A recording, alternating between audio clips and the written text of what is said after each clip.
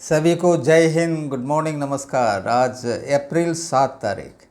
आज चलिए एक नया विषय तो नहीं है ये, जो इलेक्शन है हमारे यहाँ, इलेक्ट्रल पॉलिटिक्स कहते हैं, उसकी सच्चाई के बारे में जानते हैं। क्या जो भारत आज़ाद होने के बाद पहला इलेक्शन हुआ था, पहले संविधान निकला 26 जनवरी 1950 में, जहाँ सभी कुछ का अपना अपना व्याख्यान था। सरकार, fundamental rights, directive principles of state policy, executive, judiciary, उसके बाद में इलेक्शन आ जाता है। सभी जो है प्रोसीजर जो है लिखा हुआ है संविधान में। तो पहला इलेक्शन होता है 1951, यानी कि डेट बताऊं, 25 अक्टूबर 1991, 51 से लेके 21 फरवरी 1952, लगभग 4 महीना चला पहला जनरल इलेक्शन। तो इलेक्शन के जो है, जो 18वां जो लोकसभा इलेक्शन हुआ था, 18वां ये हुआ था 2024 में। 1 से लेके 18 तक हमारे सामने है, रिजल्ट है, सरकार क्या कर रहा है, भारत कहाँ था, कहाँ से कहाँ लेकर आया, ये सब थोड़ा स्टडी करने से उसका निष्कर्ष क्या निकलता है, सच्चाई क्या है इलेक्ट्रल पॉलिटिक्स का, वो मैं आप लोग के सामने ला रहा हूँ। तो उसे ये विषय सुन लीजिए। Use conscience to vote best candidate, do not go after party symbol. यानी कि सर्वश्रेष्ठ उम्मीदवार को वोट देने के लिए अपनी अंतरात्मा की सुने, पार्टी के चुनाव चिन्ह के पीछे न भागें। या मैं इसलिए कह रहा हूँ क्योंकि जो पार्टी हैं, जो कन्वेंशनल पार्टी है, पॉलिटिकल पार्टीज आप देख रहे हैं, नेशनल पॉलिटिकल पार्टी है, रीजनल है, उन्होंने पार्टी के नाम पर जो वोट लेकर देश को या राज्य को कहाँ से कहाँ लेकर है, सभी के सामने पता है। सबसे बड़ा मसौदा क्या है? करप्शन है। देखिए, वो भी जनता का पैसा है, जो अभी जीएसटी लेके जो लाखों करोड़ों रुपया जो जमा करता है। और किस लिए? ये जो मेन स्ट्रीम जो पॉलिटिकल पार्टी है, जो एमएलए या एमपी जिसको हम कहते हैं, उनका ज़रा आप किसी को लेकर एक स्टडी कर कर देखिए। पॉलिटिक्स में आने से पहले इनका क्या था पोजीशन, इनके बैंक अकाउंट में पैसा क्या था, इनका प्रॉपर्टी कितना था, ज़रा देख लीजिए। क्योंकि गांव घर में आप रहते हैं, कई एमपी एमएलए को आप पर्सनली जानते होंगे, और आज उनका पोजीशन क्या है, ये कहाँ से आया है पैसा, ये हमारा और आपका पैसा है। देखिए, तो इसलिए मैं आप लोगों को बता रहा हूँ कि पार्टी जो है क्या है, लोगों को, कि उनको पहचान में आ गया है, जो वोटर्स हैं, जो हम और आप जो वोटर्स हैं, इनका वैल्यू जो है उनको पता है। लेकिन उनको पता है कि ये क्या है, सेगमेंट्स हो चुका है, कटआउट हो, इनमें कोई यूनिटी नहीं है। कोई भी एक मुद्दा लेके आ जाओ, जैसा अभी इलेक्शन केरल में चल रहा है, केरल है, आसाम में और वेस्ट बंगाल में, बिहार में, इन जगहों में क्या है, असेंबली इलेक्शन है अभी, और कई जगह क्या हो रहा है, बाई इलेक्शन चल रहे हैं। और जो नेता हैं सब व्यस्त हैं। पार्लियामेंट में क्या हुआ हम और आपको पता है। कोई बिल के बारे में जो बहस होता है, जो certain section of the society से संबंधित रहता है, ध्यान नहीं देते हैं लोग, छोड़ो इसको। जबकि हम भी लाखों में आते हैं। असम राइफल या सीएपीएफ को ले लीजिए, या रिटायर्ड जो डिफेंस पर्सनल को ले लीजिए, ये लाखों में आते हैं। वोटिंग जो पावर है, हर कोई वोट देता है, लेकिन इन नेताओं को पता है कि इससे कोई फ़र्क नहीं होने का, जो भी एक गलत मुद्दा को लेके इनको वोट मिल जाएगा। तो इसीलिए मैं कह रहा हूँ कि वोटिंग के देते समय आप अपने जो चुनाव मंडल है, जैसे कोई एक एमएलए या एमपी के लिए 6, 7, 8 या जितने भी लोग होते हैं, एक एक जो है पार्टी का उम्मीदवार होता है, जो भी नेशनल या रीजनल जो भी पार्टी है। पार्टी के पीछे मत भागिए, वो इंडिविजुअल किस प्रकार का है, क्या उसका नेचर है, क्या डिसिप्लिन है, क्या ये समाज सेवा में लोगों को मदद करता है, क्या ये जनरल इशू को पार्लियामेंट या असेंबली में क्रिएट करता है।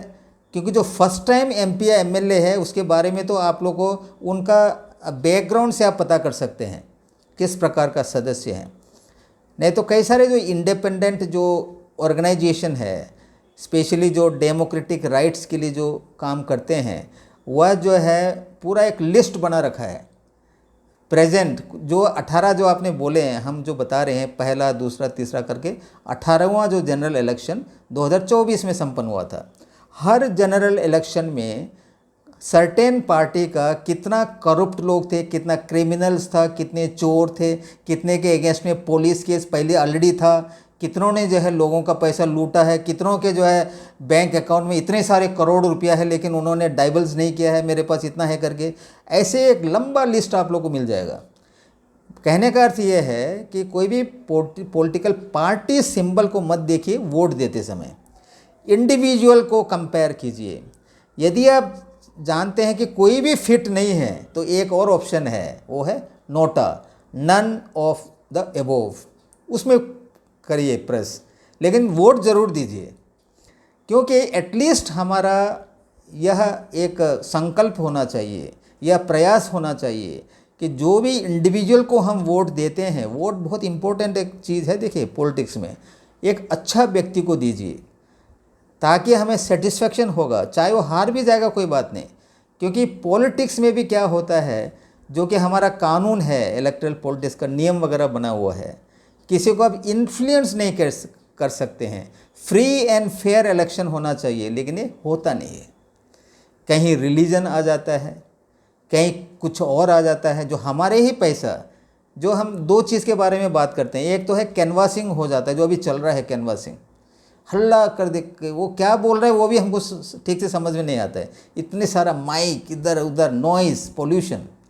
फिर आता है कि मैनिफेस्टो, देखे होंगे आप, ये मैनिफेस्टो तो कुछ नहीं है हम लोग को बेवकूफ़ बनाने के लिए, इन्होंने ही स्वीकार किया है। क्योंकि जो अभी रूलिंग पार्टी है, पत्रकार या कोई पूछते हैं, जो मंत्री, जो विशेष इंपॉर्टेंट मिनिस्टर से कि आपका प्रधानमंत्री ने तो ये वादा किया था मैनिफेस्टो में, वो तो हुआ नहीं, तो ये खुद बताते हैं, कन्फेस करता है ये तो एक जुमला था। इलेक्शन में हर पार्टी बोलते हैं हम ये करेगा वो करेगा, करता कौन है? कोई नहीं करता है, ये तो एक जुमला है। इससे आप पता कर लीजिए हमारा जो है स्टेटस क्या है। जो वोटर, हमें तो बिल्कुल नीचे रखा हुआ है, जैसे आसाम राइफल को रखा है, CAPF जो भी का ऑर्गेनाइजेशन सबसे नीचे आसाम राइफल को रखा है, उसी प्रकार है हमारे भारत के मतदाता जो 18 साल से ऊपर है। कोई पूछता नहीं। यदि ये थोड़ा पावरफुल हो, एकजुट हो, भारत की आज का समस्या क्या है, करप्शन, जो भी पैसा मिलते हैं इनको पूरे भारत से, GST जो भी हो, टैक्सेशन का जो लाखों करोड़ों रुपया में आता है, उसका एक बड़ा सा हिस्सा जो है इनके जेब में जाता है। एक पार्टी फंड अलग है, इंडिविजुअल फंड अलग है। यह जो है धनी धनी होता जा रहा है, और हम और आप जैसे जो वोटर हैं उसका कोई हिसाब किताब नहीं है। क्योंकि हम क्या है, बिखरे हुए हैं, अलग अलग हो रखे हैं। इसीलिए कहते हैं कि कोई भी एक जो सेक्शन ऑफ वोटर्स हैं, करप्शन के बेस में तो पूरा भारत में एक कंसेंसस होना चाहिए। मैं चाहूँगा कि अगला जो जनरल इलेक्शन होने जा रहा है 2029 में, करप्शन का मुद्दा को लेके आइए। अच्छे अच्छे लोगों को एक पार्टी भी बना सकता है नया। तो इस प्रकार से जो है मेन जो है, नहीं तो भारत अब कहाँ से कहाँ होता। एक बहुत बड़े परसेंटेज ऑफ अमाउंट जो इन नेताओं के बैंक अकाउंट में है, या जो पार्टी फंड कहते हैं उनके अकाउंट में है। और जो भी सरकारी खर्च होता है, फॉर एग्जांपल ब्रिज बनाना, रोड बनाना, वो 6 या 7 महीने तक चलता है।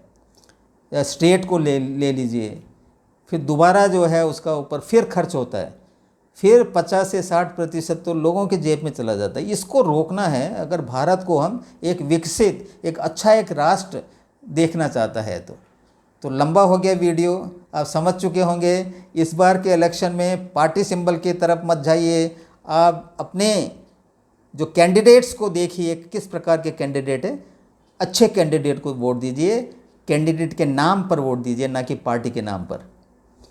याद आ गया होगा आप लोग को मैं क्या कह रहा हूँ। आज तक इतना ही। आप देख रहे हैं मेरा चैनल सत्यमेव जयते, और मैं हूँ सूबेदार VT नायर। जय हिंद, जय भारत माता, वंदे मातरम। धन्यवाद।